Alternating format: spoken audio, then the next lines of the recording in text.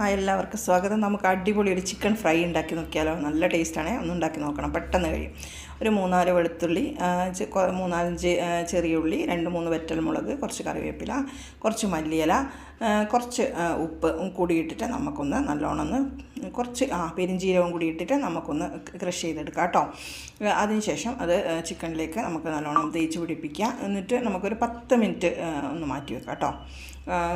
അത് നല്ലോണം പിടിക്കുന്ന വിധത്തിൽ ഇത് ക്രഷ് ചെയ്താൽ മതി. നല്ലോണം അരച്ച് കളയരുത് കേട്ടോ. ക്രഷ് ചെയ്യുന്നതാണ് ഇതിൻ്റെ ലാസ്റ്റ്. അതിൻ്റെ പൊടി നല്ല ടേസ്റ്റ് ആയിരിക്കും.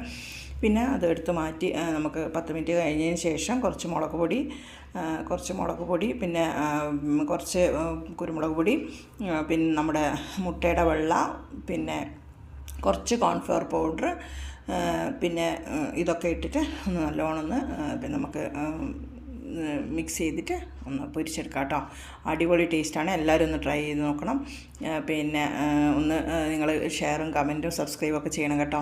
നല്ലോണം ഒന്ന് മിക്സ് ചെയ്തിട്ട് നമുക്ക് ഫ്രൈ ചെയ്തെടുക്കാം കേട്ടോ. വെളിച്ചെണ്ണയിൽ തന്നെയാണ് ഫ്രൈ ചെയ്യുന്നത്. ഇത് ഫ്രൈ ചെയ്തിട്ട് ഇതിൻ്റെ ഈ പൊടിയൊക്കെ ഉണ്ടല്ലേ, അതൊക്കെ ഭയങ്കര ടേസ്റ്റാണ്. അപ്പോൾ എല്ലാവരും ഒന്ന് ട്രൈ ചെയ്ത് നോക്കണം. അടുത്ത വീഡിയോ കാണുമ്പോഴേക്കും ബൈ.